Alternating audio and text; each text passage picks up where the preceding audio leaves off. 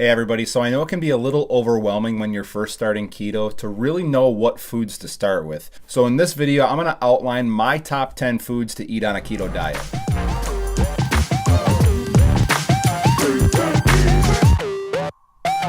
Hey everybody, thanks for joining me. For those of you who don't know who I am, my name's Dan. And for those of you who are new to my channel, do me a huge favor, hit the subscribe button below. And if you like this video at the end, hit the thumbs up button. Also, if you'd like to be added to notifications, hit the little bell button below and you'll get notified whenever a new video comes out. So I'm not going to go in any specific order with this list. I'm just going to start right off. We're going to go right off the bat with beef, specifically ground beef, because I think it's a little bit more controllable with your fat content. I always recommend higher fat, so a 70 to 30 mix if possible, which sounds a little high, but it's good quality fat. Try to go with grass-fed, grass-finished if possible, because it tends to have a higher level of antioxidants and omega-3s than grain-fed beef. Next on the list is coconut oil, and I really like coconut oil a lot because it's a medium chain triglyceride, which means that it's taken up directly by the liver, quickly converted into ketones, and used for a rapid source of energy and improved brain function. Number 3 on the list is avocados, and avocados are actually a really great source of fat. They're also only about 4 net carbs per whole avocado, and they've got more potassium than a banana, which potassium is really important on a keto diet. Most people who are doing keto really get deficient in potassium, so that's really important. So number 4 on the list is cheese, and who doesn't love the idea of cheese on a diet?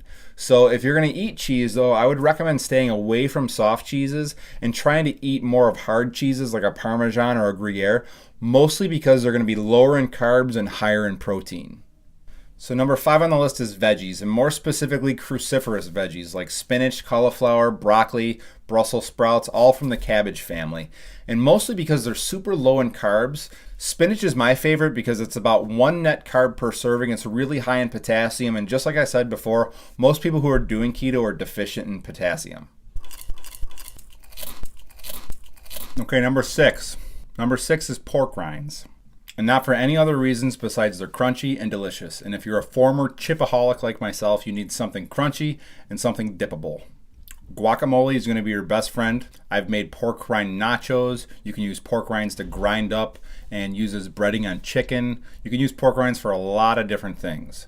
So if these were in number order, I would say my number 1 food would be eggs, mostly because they're super, super rich in nutrients. And if you can afford free-range or pasture-raised eggs, they're going to be your best bet because they're much higher in omega-3s and vitamins D and E. So next on the list is nuts and seeds, and this is cheating just a little bit because they're not necessarily low in carbs, they're not high in carbs either, but they're really high in fiber. So if you're going to look for a recipe out there for a keto-friendly dessert, they're most likely going to have almond flour in it, or coconut flour, or milled flax seeds. So granted you're not allergic to pine nuts, I would pick up some almond flour on your next trip to the grocery store.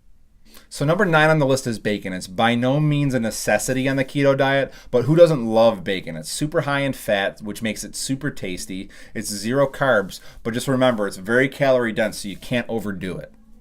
So last but certainly not least is butter, and I think grass-fed, if you can afford it, is going to be your best bet for the same reasons I outlined before, but most keto recipes are going to call for a certain amount of butter, so it's somewhat of a necessity on the keto diet. Also, it's going to be a great way to up your fat intake for the day at about 12 grams of fat per tablespoon of butter. So that about covers it for my top 10 keto foods. I really appreciate you taking the time to watch this video. And if you liked it, do me a huge favor, hit that thumbs up button below, subscribe, and we'll see you in the next one.